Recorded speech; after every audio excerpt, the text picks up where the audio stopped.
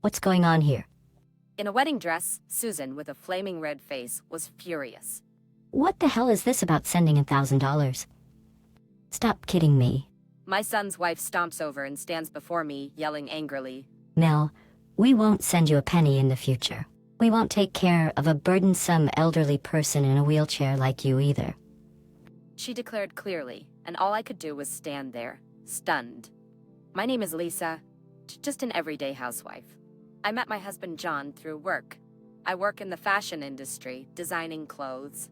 It was during a meeting about a new collection, I believe. John worked at a company, thinking about how to promote those clothes. We had disagreements and sometimes had harsh words with each other, but oddly that worked out well. Our personalities became apparent, and I felt I could be forthright with him. I felt I could bare my soul. It seemed he felt the same, and our relationship blossomed. We got married 3 months later. A year later, we were blessed with a son, and I took maternity leave. Because I started my current job out of passion, I didn't want to quit at all. So while consulting with my husband, I designed clothes and accessories late into the night while our child slept. Whether thanks to that effort or not, hit products were born from the clothes and accessories I designed, and after returning, I was chosen as the main designer. I was truly happy, having a son and a husband. Oh, I thought this was what happiness felt like. But suddenly, God takes away something precious. It all started with a phone call during work. Wait, my husband. It was a call from the police. My husband had been in an accident. I left work early and hurried to the hospital, but my husband had already passed away. No way, this can't be. I broke down crying. The cause was the other driver falling asleep at the wheel. My husband was driving by the rules. We received a settlement from the other party, but my husband isn't coming back. My little son didn't quite understand what was going on. Looking into his innocent eyes, I thought, I can't cry forever. I have him. I must raise this child who my husband left me properly until he becomes a fine adult. I wiped away my tears and threw myself into my work even more. I immersed myself in work, extended his hours at the daycare, and leaned on my parents. He must have been lonely. To make up for it, I always made time for us on the weekends. We went everywhere my son said he wanted to go. He was happy, but sometimes whispered, "I wish Dad was here too." He must still feel lonely. Though he was young when he passed, perhaps he's come to understand from the pictures and the family shrine at home. I told him Dad's up in the sky, and I tried my best to be both Mom and Dad. I might not replace Dad, but I asked my own father to play with him too. Amidst such days, my work kept getting busier. After all, I'm the main designer. Working from home after returning isn't unusual. The next trend is the next fashion show is anyway. Every day is bustling and swiftly passing by. Before I knew it, my son was in high school. Although I understood that hanging out with friends was more fun at this age than being with Mom, I made a point to be home when he returned from his after-school classes. I'd make dinner and ask about his day, about his club activities, about his studies. Normally a rebellious phase would mean he wouldn't even talk to me, but my son spoke to me honestly. One day in the car heading to his tutoring class, he said, "Mom, I still can't find what I want to do." Even though he needs to decide on his career path soon, I had heard he's been worrying about it for a while. You don't have to force yourself to find it, you know? Life is long. There are plenty of people who find their path even after going to college. To start with, just go to college. I can't believe I'm the one saying this. His life is still long ahead. I'd rather he keeps searching for what he wants to do than stick to something he doesn't. That's a parent's wish. I expressed these thoughts as I dropped him off at his tutoring class. It was a Saturday, and I was heading home to take it a little easy, but What? as I approached a certain intersection, a car suddenly shot out in front of me. I had a green light. In a panic, I swerved to avoid it, but ended up crashing straight into a telephone pole. My consciousness snapped off there. Us. What was pitch black began slowly lightening. "Mom! Mom!" My son was looking down at me from directly above. I can't seem to move my body well. Soon, people who seemed to be a doctor and nurse came to me. Are you okay? You were in an accident and seriously injured? And then the doctor hit me with an unbelievable reality. I had sustained severe injuries and would be wheelchair bound for life. My mind went blank. My son is still in high school. I have to keep going for him. I felt tears coming, swallowed by frustration. Facing my crying son, all I could do was apologize. I'm so sorry I put you through this. Mom, what are you talking about? I'm just glad you're alive. Please, no more apologies. That's right. I can't leave this child behind. After losing my husband, I decided to protect our son. From that point on, I worked to heal my injuries and dedicated myself to months of rehab. I hired a remodeling company to make the house wheelchair accessible and prepared a wheelchair as well. When I was discharged, my colleagues from work visited and told me I could return anytime. How grateful I was for those words. Once home, I went right back to work. I could do my design work from home. Around the time when the pace of my work got back to pre-accident levels, I'm gonna work after I graduate high school. Beth? What are you talking about? I didn't really have anything I wanted to do anyway. no matter how you look at it, it's likely because I've become wheelchair bound, and he doesn't want to put a financial burden on me. My expression became stern. Let me make it clear. We're not so financially tight that you have to work. But I got a call from the teacher yesterday. You're good at writing essays and such, aren't you? So your language arts teacher suggested, what about pursuing a major in humanities? Seeing my indecisive son, I offered a suggestion. If you're that worried about tuition, you can intend to pay me back after you get a job. Sounds good, doesn't it? Of course, I'm not seriously expecting him to pay back. I had to say at least this much, because I thought he might not go to college even though he has something he's good at. After saying so much, my son finally resolved to take the college entrance exams. Thanks to his hard work studying, he impressively got into a well-known private university. Both he and I were delighted. Perhaps his mind was made up while attending because he started to say he wanted to become a teacher. He's also very caring, so that might be the best choice. He studied earnestly and graduated top of his class in college. It seems he passed the teaching exam without any trouble too. His first posting turned out to be in the countryside, so my son had to leave home. Make sure to do your best.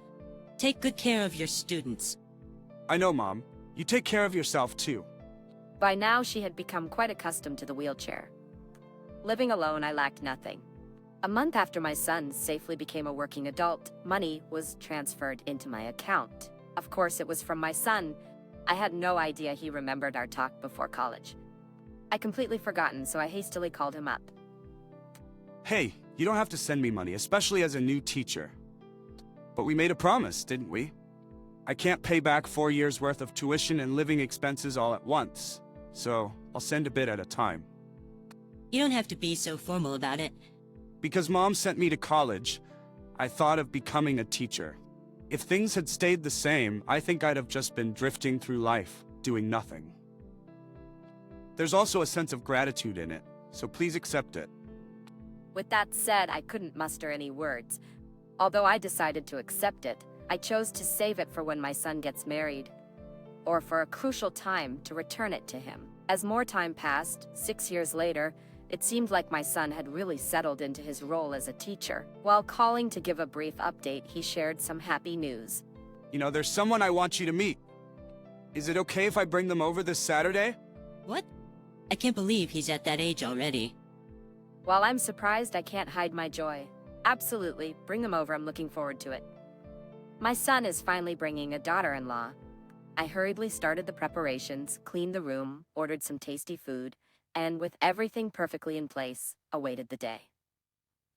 Mom, it's been a while. This is Lisa? Nice to meet you, my dear Mill. Nice to meet you too. Lisa has such a sweet smile. She's cheerful, and my son beside her looks so happy too. What a lovely pair they make. Suppressing my excitement, I led them to the living room. She really is in a wheelchair. A small voice barely audible. What could that mean? I felt a bit uneasy, but figured she must be nervous. With that thought, I served the meal. Chatting about their meeting and proposal while eating made me feel joyful. However, gradually, something about the way she spoke started to feel off. My father's a CEO, you know? So you're lucky to be marrying me. Miel, you're lucky too, having such a chosen person like me for a daughter-in-law. And All I could do was respond with a forced smile to that excessive confidence. Seems certain that she's a CEO's daughter and a lady. They met in college, but I heard they only started dating after graduating. Back in college, many people proposed arranged dates and marriage to me. But deciding to marry Kevin, it's quite something, isn't it? well, yeah, it's a blessing indeed. Certainly I am happy she chose my son, but I felt belittled by her words, like she was looking down on me and my son. Please don't get all high and mighty just because you're becoming relatives with us. My father is a strict person, Hey, don't talk like that.